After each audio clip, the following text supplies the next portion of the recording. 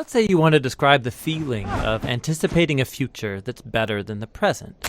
You might be giddy or excited or maybe unsure, but most of us know that experience. We call it hope. It's a state of anticipation, and it's crucial for healthy human existence. And it's a really important concept in the Bible. In fact, there are many words for hope in the ancient languages of the Bible, and they're all fascinating. In the Old Testament, there are two main Hebrew words translated as hope. The first is yachal, which means simply to wait for.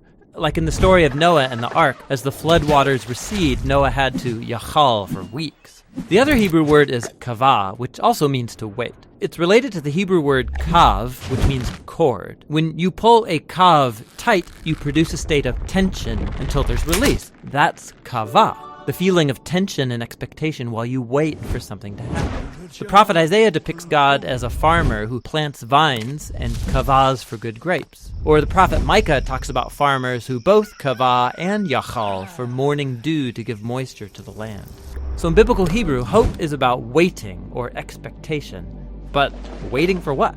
In the period of Israel's prophets, as the nation was sinking into self-destruction, Isaiah said, "At this moment, the Lord's hiding his face from Israel, so I will kavah for him."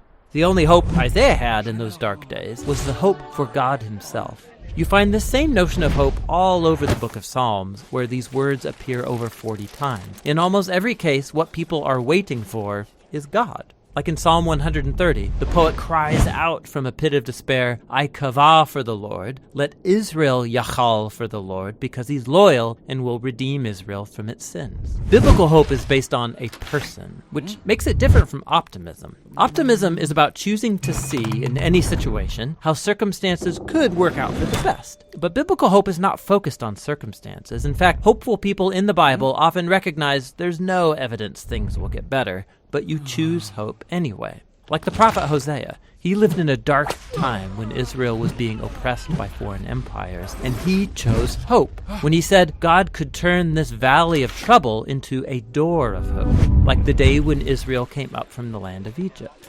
God had surprised his people with redemption back in the days of the Exodus, and he could do so again.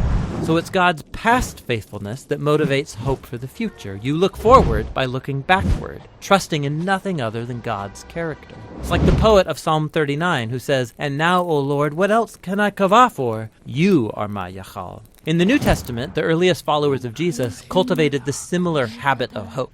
They believed that Jesus' life, death, and resurrection was God's surprising response to our slavery to evil and death. The empty tomb opened up a new door of hope, and they used the Greek word elpis to describe this anticipation. The Apostle Peter said that Jesus' resurrection opened up a living hope, that people can be reborn, to become new and different kinds of humans. More than once, the Apostle Paul says the good news about Jesus announces the elpis of glory. In both cases, this elpis is based on a person, the risen Jesus, who has overcome death.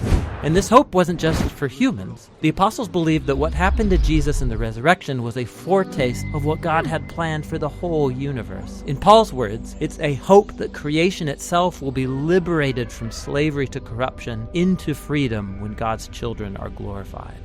So Christian hope is bold, waiting for humanity and the whole universe to be rescued from evil and death. And some would say it's crazy, and maybe it is. But biblical hope isn't optimism based on the odds. It's a choice to wait for God to bring about a future that's as surprising as a crucified man rising from the dead. Christian hope looks back to the risen Jesus in order to look forward.